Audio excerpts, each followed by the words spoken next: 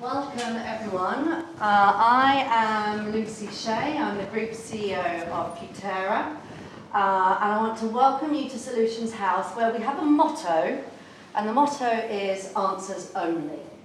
Now, I'm going to suggest that as, it's not a complete rule, it's a reminder. And as entrepreneurs, as we were saying earlier, Santiago, we at least want to have some of the answers, right? Correct, hopefully. Hopefully. So it's a reminder that we're in 2022, and it's not that we can't look at the problems, but if I could suggest we look at the problems just long enough to invent the solutions to them. That's the space we need to be in now. Now, usually this lovely space is our Futerra New York office, and I want to thank all the Futerra team for moving themselves out this week and gifting it over to Solutions House. So I'm enormously grateful for that. Thank you. This gathering has been a partnership with Futerra, Google, and the Exponential Roadmap in order to look at the solutions, and actually gathering everyone together has been a really inspiring journey in itself. We hadn't quite realised just how many solutionists we had in our joint ecosystem, so it's been a wonderful thing to put together. Now, a few housekeeping points. There is no fire alarm expected, so if it goes off, please do not use the elevators, but go to the stairs. The exit is here. We've got 2 bathrooms towards the back there on the left. One is accessible, and please be kind to yourselves. Don't feel the need for insane bladder control. If you need the loo, you can just go. As we're all talking, that's all totally fine. There is Wi-Fi. There's a bit of 2G and 5G you can choose from. And the look for Solutions House, and the key is answers only, of course. Capital A, capital O. Now, this session is focused on meet the solutionists, the folks who are actually putting the climate solutions into practice, because that in 2022, that is what our world needs now. And as an entrepreneur myself, as a female entrepreneur, I can certainly say I've really seen the value in folks who have the idea of what needs to change, see the solution, work on fixing it, and not just have the idea, but roll up the sleeves and get it done. So that's going to be, there is so much in the story of entrepreneurship as well, which I really hope we can pull out in this panel. So I am so honoured to be joined by this fantastic panel that we have here. So I will briefly introduce you, but then as I come to you with the first question, please do feel free to say a few words more about you and what you do, or even demonstrate some of the solutions that we have here. Spoiler, there may be some demonstrations going on. Okay, so first of all, Ezgi Barcenas is with InBev. Delighted to say there will be some InBev alcoholic and non-alcoholic beer served later. Thank you so much for that. Ezgi is the Chief Sustainability Officer at InBev, and what I love is how your focus is on sustainability solutions, but also inclusive growth. So we'd love to draw a little bit out of that as we get going. Okay, then next to Ezgi, we have Santiago Espinosa de los Monteros, Harispuru, and you are the CEO of Toroto.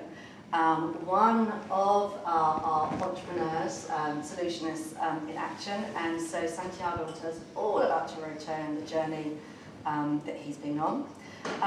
Then next to Santiago, we have Gwenaelle Avice-Huet, and Gwenaelle's with Schneider Electric, and she's the Chief Strategy and Sustainability Officer and a member of the Executive Committee.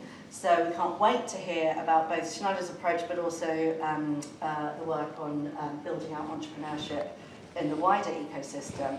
And here, finally, last but by no means least, we have Sharon, Barak, who's the CTO and co-founder of Solutum. Okay, we will go in that story that I mentioned earlier of entrepreneurship. There's so much there. There's the commerce, there's the value, there's the growth. There's also the personal growth, the journey that people go on, the love that pours into the business, so the passion and the drive. So I hope, I mean, who knows what's going to come out of the panel? We don't know yet, but I hope that we will go on an arc where we look at the necessity for entrepreneurship in tackling climate solutions, the ecosystem, if you like, where we see large corporates leaning in to build that entrepreneurial network.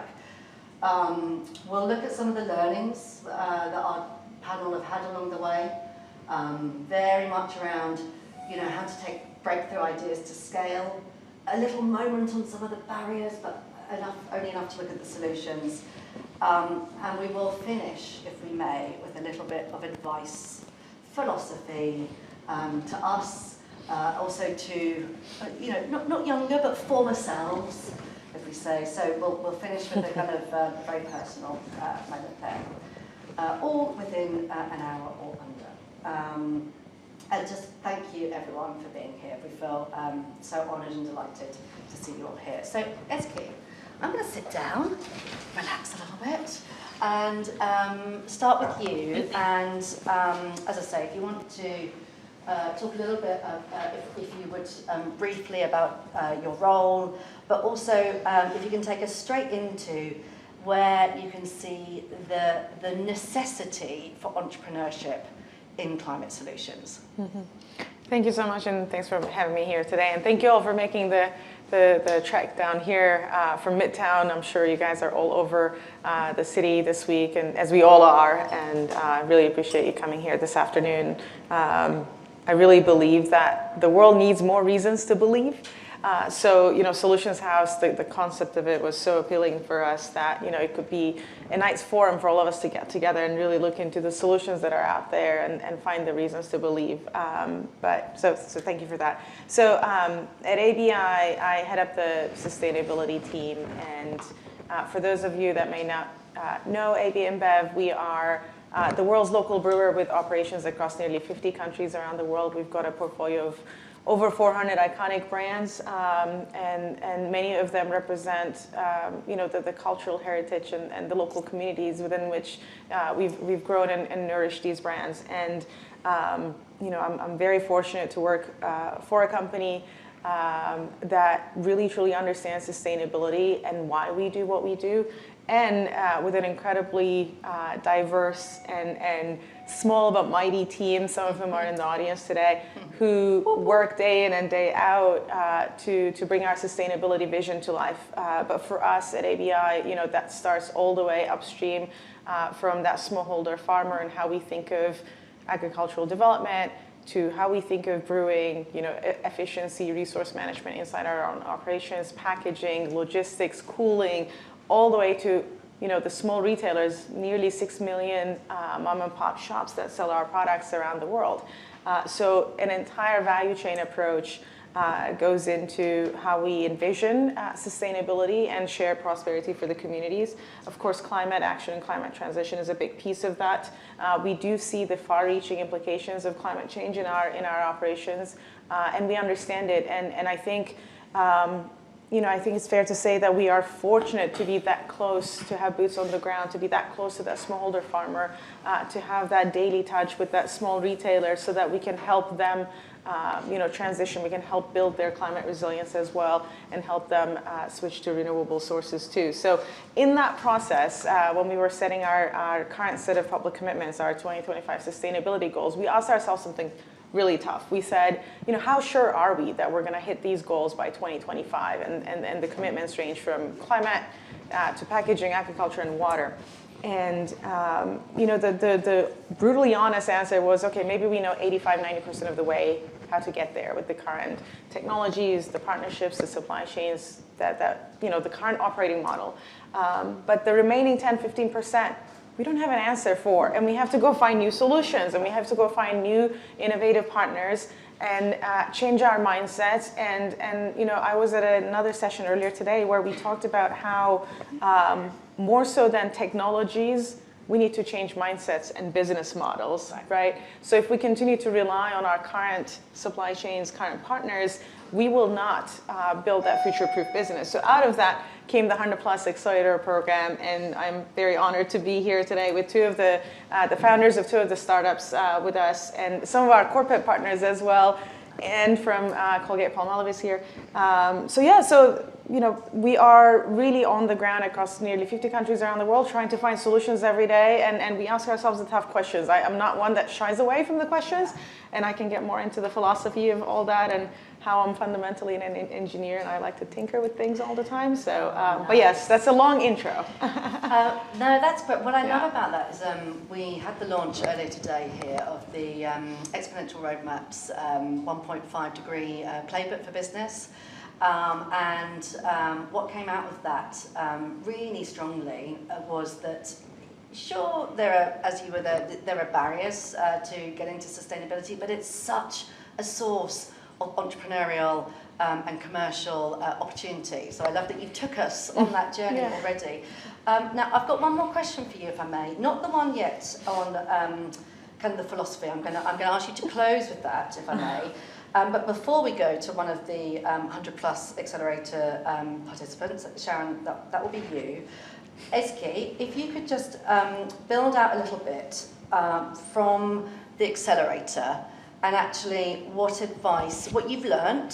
So before we can actually go to some of the entrepreneurs, and Gwenaelle will go to you as well, obviously, what have you got any advice for others, corporates who are thinking about doing a similar type of program? Yeah, absolutely. And I can't take credit for this. I've got two fantastic team members. One of them is here, Caro Garcia, who's one of the co-founders of the program. Maisie Devine is the other one who's out on mat leave.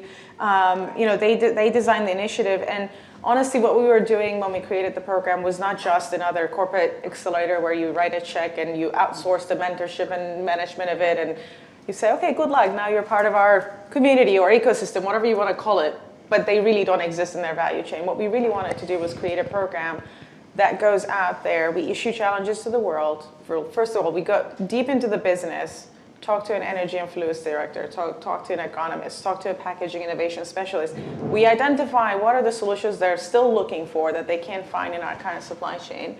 And then we issue those challenges to the world. And then out of that comes hundreds of applications, and in some years it's been thousands of applications that come through. And then we put them through a very rigorous interview process, not just with the sustainability team, but with the business teams that are actually going to mentor, pilot, and take ownership of that project, that initiative. And that's how we grow the programs. And that was a really great learning, because there aren't that many initiatives out there right now that are going to bring in these solutions and put them in their operations or in their value chain and test them for 6 to 8 months before they decide, okay, how do I commercialize this? How do I grow this partnership or expand the contract? So that for us was a huge learning, that we went that deep into the business to pull out the challenges, and then we go and we source them externally, because that opens so many new conversations, so many new doors. And I think one piece that I was actually pushing the team to be very focused and put as few challenges out there as possible and see what works. And you know, their theory, and they were right at the end, was that why not create a record in the world of the types of solutions we're looking for, a company like AB InBev is looking for. And year after year, a founder or a solutionist, you know, a startup can look at those, and it can help shape the way they think of their product, the way they think of their next evolution of their solution. So for me, that was a big learning. You know, how do you issue these challenges out there that you may not find an answer for year after year, but at least they're in the public domain, because now you're actually putting signals into the market, into the academic community, into the research and technology communities, where they can look to see, okay, these are the big challenges companies are looking to identify solutions for. Got a lot of nods from our fellow panelists on this. I think you've really touched on a point there. And we talk here about the need to create the structure for change, but also the story. And I think that's really leaning into both of those. Okay. Sharon, over to you. I did want to ask you, as you know, obviously you've responded to one of these challenges, but I wanted you to come take us back a little bit further, if you would, and as the co-founder of Solutum, what drove your need to start the business, but also tell us a little bit about Solutum itself and what it's set up to do. Okay. And you can show us, I think, should you wish, what Solutum does. I'd be happy to. So, in fact, my background, I'm a chemical engineer, and I used to work for a plastic company. I was the R&D manager at a plastic company, and it was over there I was exposed and understood two things. First, we are living on plastic. Well, it's kind of the plastic era these days, right? When you ask people, what is the challenge today, and it's all about plastic. And second, as plastic is the second biggest problem we're facing today, only second to, well, climate change, which both of them, I guess, are kind of related. So about 5 years ago, I decided I couldn't deal with it anymore, and I actually quit. And I wanted to find a solution to the plastic waste problem. So yeah, coming from the industry, saw the good and the bad, and wanted to fix it. And what actually Solutum is all about is, so the vision is to have a solution for the plastic waste. The way we are doing it is actually we have a compound, we have a material, a product that feels and looks like plastic, because we want to have the same benefits of plastic that everyone knows. But when we saw the plastic islands in the ocean, we understood those kinds of issues that we are facing. This material actually, when it comes in contact with water, will dissolve and then fully biodegrade. And do you want to see it? I do. Yay. I do. It is so fantastic sounding. We've got to see it. Yeah. So what we have done is actually we have products that are very sensitive to water, which I'm going to demonstrate, and we have products that are much less sensitive to water, because obviously when you want to go outside and it's a rainy day, you don't want your bag to dissolve. But I'm going to start with a quick one. Let me stand up for this piece so the folks at the back can see as well. Happily. Thank you. And So, tell me if I need to pass you any water. I just need a glass of water. That's all I need. Okay, here we go. Regular tap water. Hope you can see it back then. So this, you can touch it, right? It's like, yeah, it's like film. yeah, film. it's like plastic foam. So I'm going to put it here. Those are a bit cold water, but it's okay. Is that okay? Yeah. Yeah, I'm used to like this moment when it takes a bit time. We have some warmer water at the back. Yeah, no, it's okay. Here it's already start, and you can see how it starts already to dissolve. And I will put it here, and by the end of the panel, nothing will remain in the water. That is, I mean, that is a round of applause, I feel. Thank you. I did see online that it's safe to drink. Am I okay to mix it back in with the water, or should I keep it separate? Just You can drink it. I can drink it. I drank it several times. It's not toxic. This is what we are testing. We're testing. We are going to have a water certification for water biodegradation because we passed the ISO test. So it's safe to drink. Yeah. Fantastic. All right. Okay, thank you. So we've had our first demonstration in Solutions House. Thank you, Sharon, for that. Now, Santiago, I'm going to go to you, and then Gwenaelle, I'm going to come over to you. So, Santiago, if we could build out a little bit more, again, obviously the theme of entrepreneurship, that's mainly what we're talking about, but I'd love to hear from you a little bit about Toroto and your role, and stretching from the issues of plastic but to nature-based solutions, what the role of entrepreneurship or the need for entrepreneurship is there. If you could give us that perspective. Of course. Thanks a lot for the question. Also, thanks a lot for the invitation to this magnificent event. It's really an honor for us to come from where we come from and be here with you all, with these panelists, explaining a little bit of what we do. We started working because we realized to fight the climate crisis in a meaningful manner, we need the Earth's help. And for us to get it, we need Earth to be either restored or conserved or sustainably managed. But the main tendency for most available land is degradation. Now, to do this, we have a huge supply chain problem. For example, take the example of regenerative agriculture. And huge companies such as ABI pretty much understanding that regenerative agriculture is the way to go to solve the problems related to one of their largest sources of emissions. To do regenerative agriculture, you need biofertilizer. And even the amount of biofertilizer that you need to do 500 hectares is just not an amount of product that you can find at the field level. If you want to restore 1,000 hectares, you need to be able to produce 1.5 million trees every year.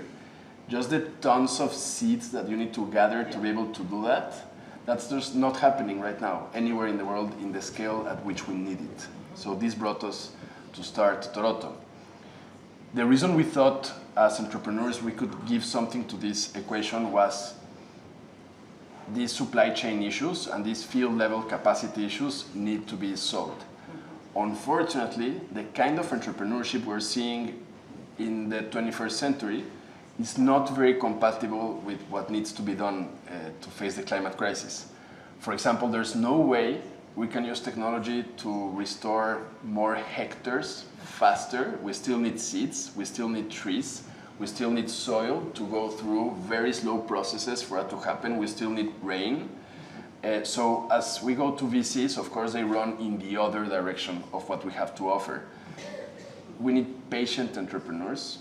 We need nature-minded entrepreneurs who are building businesses to last at least 100 years, which is what we need them to last for their solutions to become as permanent as we need them to be. So I would say the relationship between entrepreneurship and facing the climate crisis through NBSs is super important. It's just a more patient kind of entrepreneurship that we need. Oh, that's great. I love that we're starting to explore the different styles of entrepreneurship. Now, before I move over to Gwenaelle, just tell me, just expand, if you would, a little bit around what you hope to achieve with Toroto and its aims. Of course. So Toroto, we basically started doing a lot of this heavy lifting, this field level heavy lifting that needs to happen for climate action to be scalable. We are now a 50-person team tending to around 500,000 hectares of project area. This is a very small country. What we are aiming to achieve is 5 million hectares under management by 2025 and 20 million by 2030, which is a mid-sized country, like half of France, something like that. And inside that area, there needs to be a complete stop of degradation and a regenerative attitude towards recovering the forest that has been lost. I feel this also needs a round of applause. That is fantastic. Fantastic aims, and so and great to see that you are on the way to actually meeting those as well. Okay, so now let's we're going to kind of zoom out again for a moment, Gwenaelle, and now I don't know if we're going to have an engineering theme coming through here again, but I don't want to game this. Could you tell us a little bit around you and Schneider Electric, and particularly your innovation at the EDGE program and why you started it? Yes, thank you very much. So I would like to talk a little bit about energy. Why is that? Because today it represents more than 80% of the emissions worldwide. So energy is a big problem. For many companies, when you look at the emissions, energy is, the biggest place where you have the biggest emissions. So we need to tackle the question about energy. And I've been working in the utility sector before, where, we used to say that we need to produce energy. So very much about the production side. In reality, I moved company. I joined Schneider Electric a year and a half ago, and here we're talking about how to reduce consumption of energy. So it's another way, another angle to look at energy in a way to better perform, meaning reducing consumption on energy. And this is a change of paradigm, because at the end of the day, it's looking at our own behaviors, being an industrial or residential or private person, but looking at our behaviors and looking at how are the ways in order to reduce your own consumption. And when it comes to entrepreneurship, when Schneider Electric is a big company, 130,000 employees across the world. So maybe sometime we may think at a big company it's very difficult to innovate. And I think that we should not oppose innovation in large companies. In many ways, it depends on where we embrace innovation. And for our companies, we decided to go on both sides of the equation, meaning developing innovation internally And we want our people to think sustainability first, so that's why we needed to have a culture focused on innovation and sustainability so that we could drive innovation internally. Tomorrow, for example, we receive 2 awards for our products because it is a game changer in terms of innovation and sustainability. But when I'm talking with our people to develop our products, it took 10 years. In reality, 10 years by products to develop them and to be able to release them in the market. So it's a long way to go. And we used to say internally that when it comes to sustainability, it's like a marathon without a finish line. We always need to reinvent ourselves. So basically, we're doing that internally on our core. And what's our core? It's everything related to electrification, everything related to software. Meaning we consider us as a tech company, hybrid company between software and hardware. And so it can work. Is it enough? And the second side of the equation is that it's not enough. We need to be very much connected to the external world because so many things are happening. When it comes to energy, the energy sector in the past was very centralized. We were looking for big, large plants. Now it's not the case anymore. It's not the case because some other companies, they want to have their own energy on site. So it's much more decentralized. You want to manage your own energy. And therefore, you want to act in this system because you know that this is very impactful for climate. And so at the end of the day, well, this is a game changer. And for companies like ourselves, we need to be connected to this world. And that's how we build innovation at the edge in order to have this connection to the external world and to mitigate our bets because we are doing innovation internally, again, on the core, and we are able to take some bets. But at the end of the day, in this context, in environmental sector and in energy in particular, things are moving so rapidly, so rapidly. We need to tackle what's happening in the external world. And therefore, when it comes to energy, there is lots of things happening in distributed renewables, in distributed energy. And we wanted to accompany some startups. We wanted to take partnerships. We wanted to take joint ventures. We wanted to invest in some companies. And sometimes we have the question, what's the best recipe with those companies? And there is no one single recipe in reality. It really depends on the level of maturity of the startups. It really depends on what they require, what they need from big corporates to accompany them and to make them successful. And so our role is really to make them develop and to make sure that we embrace everything that's going on externally. And so in reality, in the past years, we've built this fund, 500 million. And we wanted to have, weak signals, what's happening on the market in the energy sector, in the process automation, have all those weak signals by having this partnership with the external worlds. And believe it yet, it's working. And now we have taken big bets in reality. Fantastic. That is great. Thank you.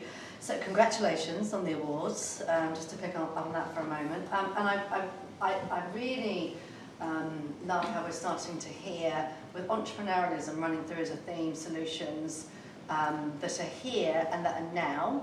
And in fact, I'm just going to drop in, when I heard Matt Damon speak last night, as I'm sure many of you did, he gave a knockout talk, and he talked, so many wonderful things, but one of the things he said, which I think possibly we know within this room, but this message needs to get out more widely, is how the solutions are here. They are here right now. We just need to apply them all, but they're here right now. So it's fantastic to hear this range of solutions. Now, Ezgi, I'm going to come to you in a moment because I would love to build out this theme about internal entrepreneurship, but just hold that thought, if you would, for a moment. Because, Gwenaelle, can I just pause and come back to you for a moment and say, obviously, so many of these solutions that we require to tackle climate do require mass electrification first in order to have low carbon cement or low carbon aluminium, whatever it may be.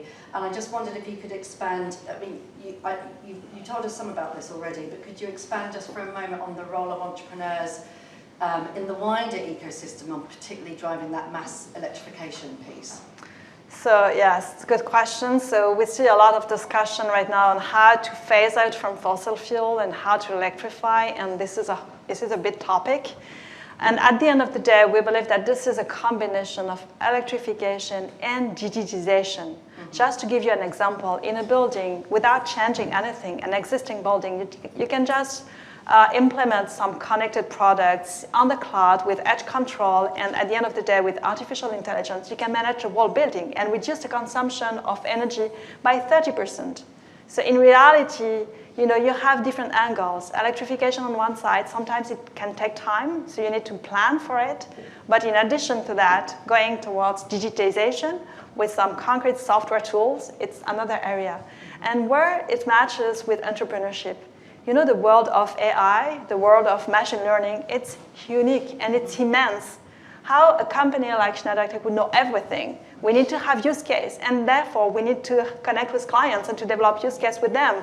And also with entrepreneurs who can think through with new innovation, artificial intelligence, machine learning, etc. So that's why we need this connection.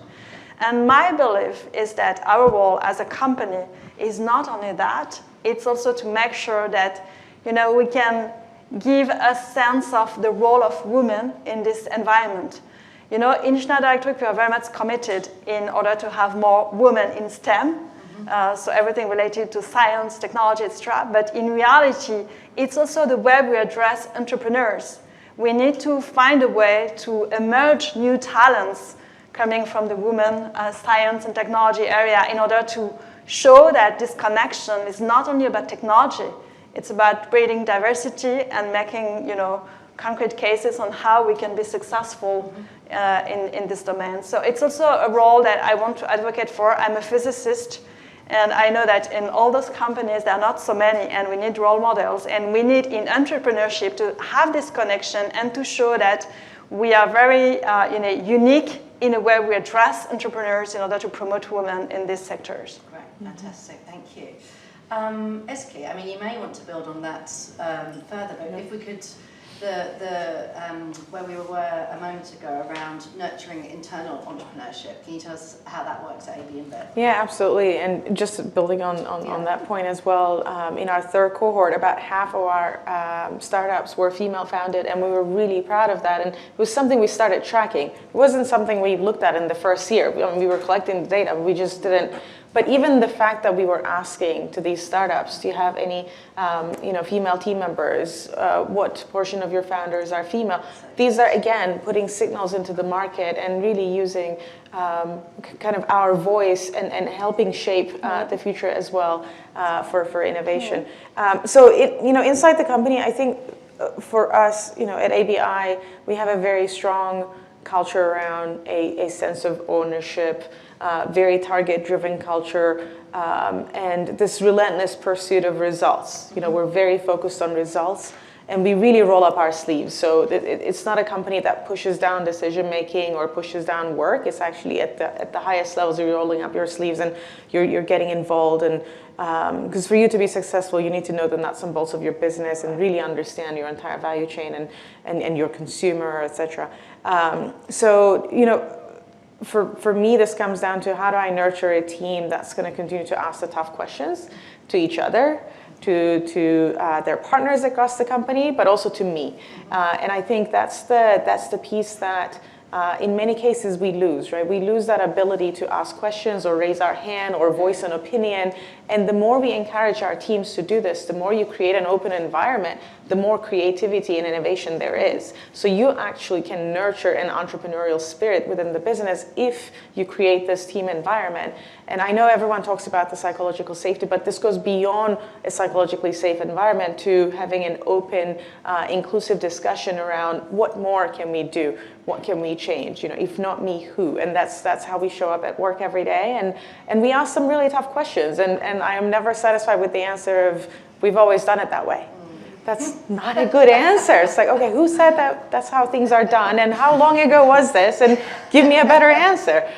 So, if you have that thirst for asking the questions. So we may not always have the right answers, and I don't claim that we do. We really don't. And that's why we need collaboration, partnerships, and we look for innovation everywhere, from the smallest to the biggest suppliers and partners that we work with. But you have to know to ask the tough questions.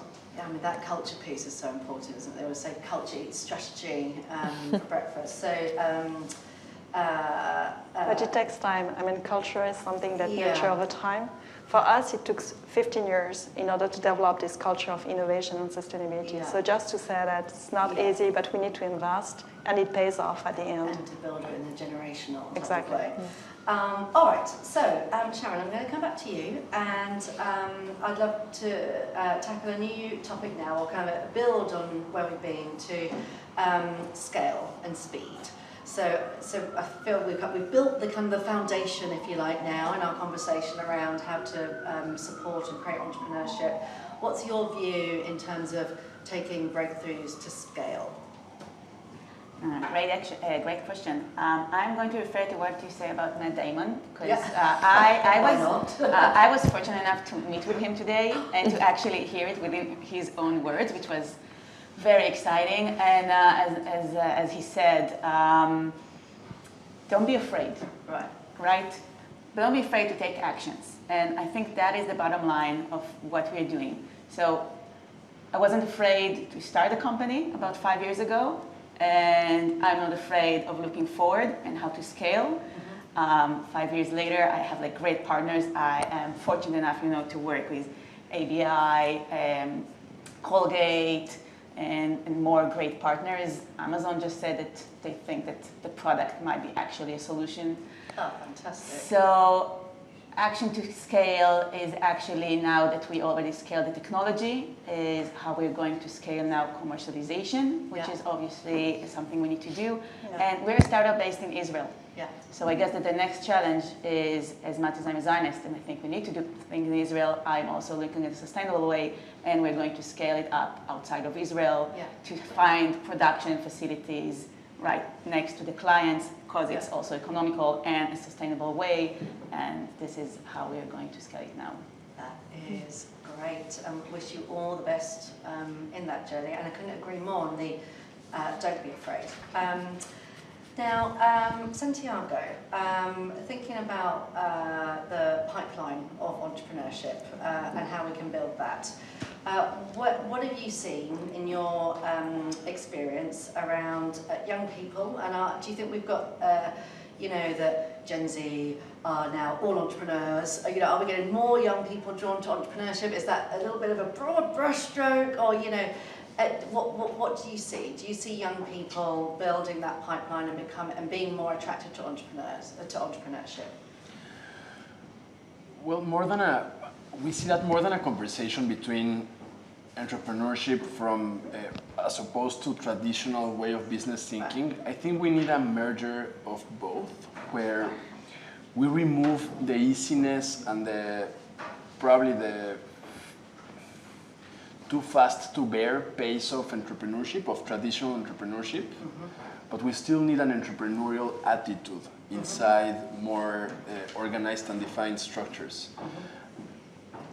The reason I say we need a lot of structure and a lot of organization is because most of these challenges arise from supply chain related issues, right? It's very difficult to talk about nature-based solutions without talking about the supply chains within which they exist or within which they should exist.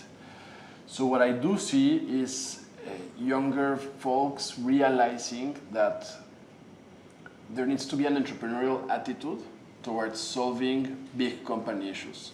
And actually, I think the root of the success in what efforts have been successful inside companies such as, for example, AB InBev, have to do when they look for this entrepreneurial attitude to solve very old and boring issues, which are not boring and not old whatsoever, but might lack this attractiveness to the 20-year-old eager mind.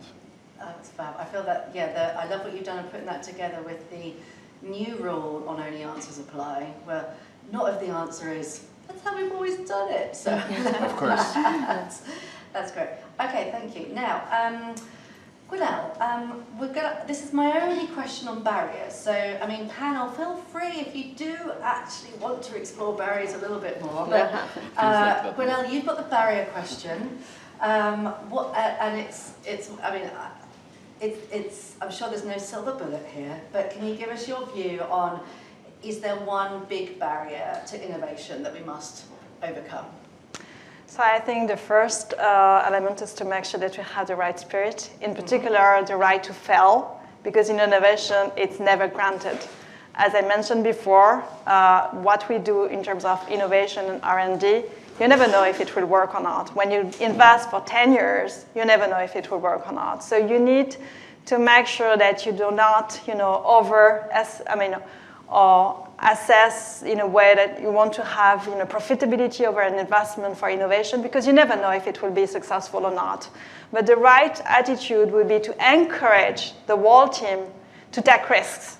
And in big organizations, that's not easy, because we used to have short-term P&L. We look short-term, but in reality, big companies like Schneider Electric can do that. Because we had this spirit. We wanted to develop technology inside and outside, and therefore we wanted to develop this spirit where there is a right to fail. So I think this is the first element. The second element is that everything should be deployed at scale, as you mentioned before. In reality, what's the barrier to develop at scale? It's that things are invisible. When it comes, for example, to software, this is not as visible as solar or wind. And when it comes to energy and decarbonization, well, people think about solar and wind. This is very sexy. In reality, there are plenty of other ways in order to decarbonize, thanks to software, but it's to make visible what's invisible. And in reality, everybody today talking about how to remove fossil fuel are talking about how to develop more renewables, but this will take time. And in reality, there are plenty of other solutions that are available today. So again, it's adoption of existing solutions, and especially on software, because this is something that is not as material as solar and wind. So I think it's the adoption rate and making sure that at the end of the day, it's everybody feels concerned, and there is no one single solution. It's a set of different solutions, and everybody feels as an agent for decarbonization. So I think this is the second element, scale it up through adoption and greater adoption. Yeah, I would definitely agree with that. Transparency and visibility gives you so much power, because once you start seeing things, why you do what you do or what you need to be doing, you now start engaging people, because you're taking something that's theoretical and making it a little bit more practical, a little bit more visible for people, or taking something very academic and, again, putting it in practice. And completely agree on the risk profile as well. You need to have a certain level of risk profile. And again, this is something I'm also learning from my team, of embracing innovation and change. And it doesn't come naturally to us. And being comfortable with ambiguity. We always hear people say this, but it's true. There are those of us that are more comfortable with ambiguity that will take that leap, like the founders that we see here, like the great work Schneider is doing, and they explore new territories and maybe even prefer, roads that have not been taken before. And I think this is something that, if we continue to nurture that, and not everyone will be like that, and that's okay, right? But how you create that environment where you can pursue purposeful innovation is really critical. And I really want to highlight that. Innovation not for the sake of innovation, right? But in a very purposeful, deliberate way. Yeah. I would love to validate that even more, in that we've been giving rounds of applause to our entrepreneurs, our innovators, and you deserve them.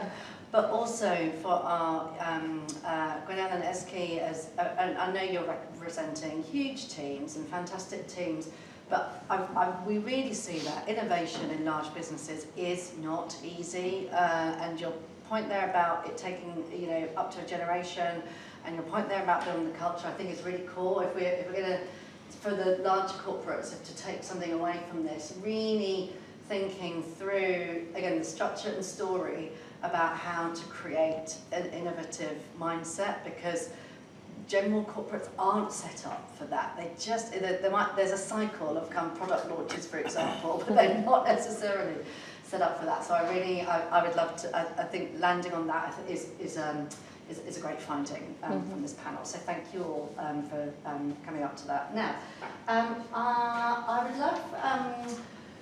Gwenaelle, just to have a last question with you around policymakers, because we haven't really touched on that so far. If others would like to come into that, please feel free.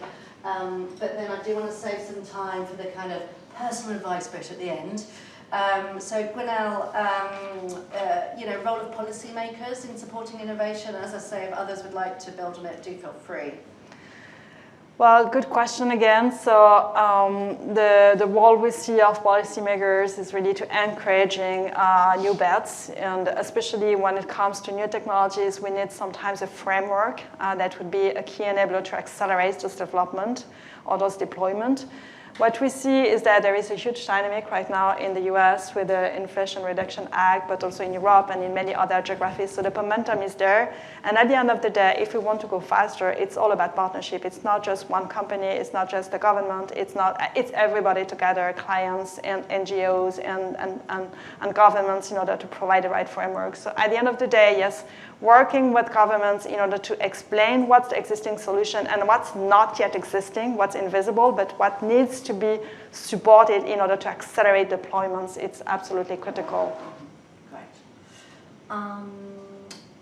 So feel free to build on that if you would like to, Ezgi. Well, I also, when we started, you were talking about being an engineer and always wanting to tweak things.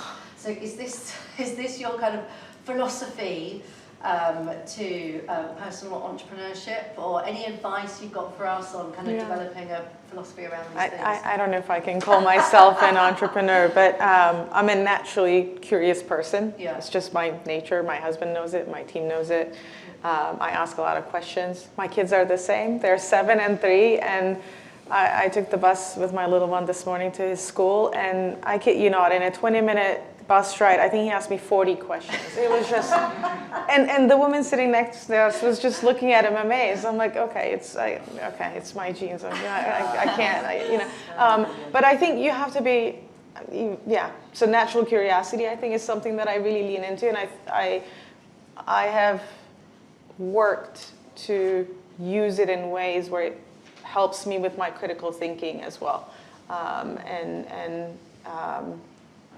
just overall, I think, grounds me and helps me put things in context, and then I can figure out, okay, if this is a puzzle, then how do we solve it? It's just there's so much learning developing, isn't there, around solutions. I almost feel like we need a book of what we've all learned in creating these solutions and to take it to scale. Okay, so Sharon, is there a piece of advice that you would send back to yourself? I mean, I don't know if you need to. It sounds like you've built this thing amazingly. Is there anything you would say to yourself when you started out that you wished you'd known then?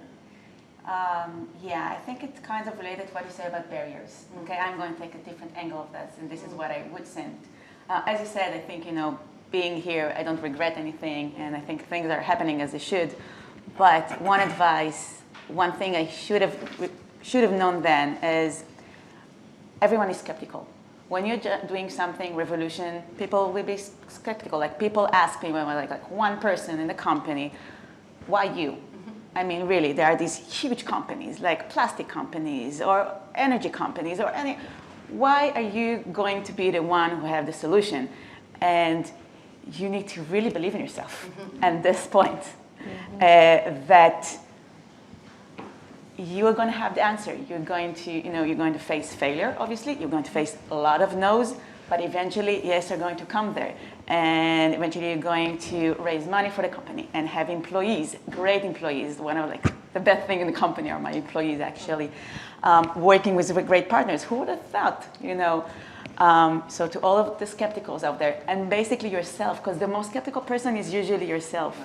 So to me, 5 years ago, thank God you weren't that skeptical. Thank God you told all the skepticals out there, yes, I am going to have the answer. We have innovation, and as you said, probably many big companies don't usually do so much innovation, and we have the privilege to think outside of the box.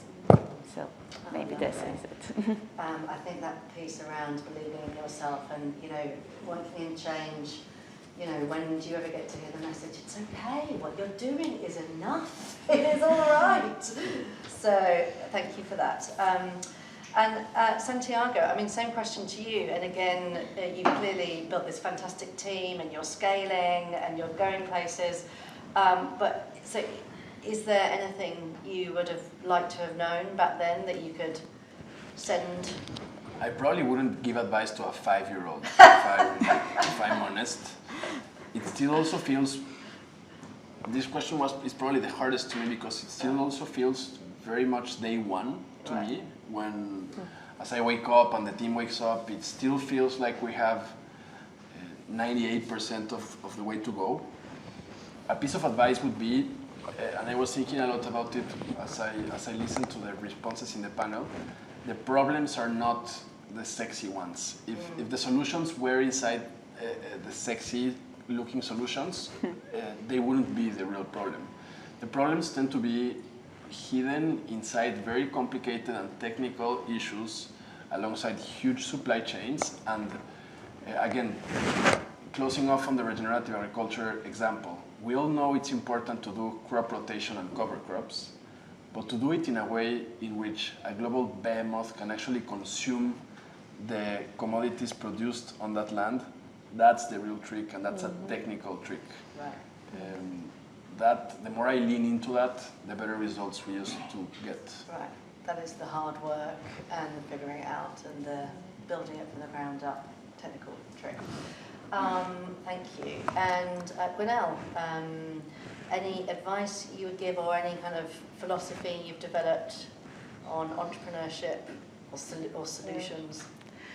Well, I would say the best, most important learning for me is patience. You know, our company, Schneider Electric, was like 15 years ago doing breakers. Is it sexy? Well, we were doing breakers. And 15 years ago, our CEO was saying, well, we want to be the best company in the world on sustainability. 15 years ago. Everybody is talking about sustainability right now, but 15 years ago, that was not the case. And you know, in terms of investors' relationship, people were asking, well, will you deliver money? You're talking about sustainability, but still, breakers and money, will it flow, or what's the deal? So I mean, you face numbers of questions like that, but at the end of the day, it was a huge transformation. And to do that, you need to embark the whole organization. It's not just one CEO deciding, you need to embark everybody. So it takes time. And now we have been nominated the most sustainable company, and we have been repositioned the company towards sustainability, software, services, etc. So it's not the same company at all, but because we embarked for 15 years. So at the end of the day, to be successful is the right to fail, but also it's a lot of patience in embarking people, not just one single person, but embarking the whole ecosystem to make it work. So that's it. The conversation will continue over some refreshments in this room. I want to say thank you to all the panelists. I want to pick up on what Ezgi said. Thank you for making the trip to here from Midtown. And I also just want to say thank you so much to InBev who have made this session possible. So thank you so much.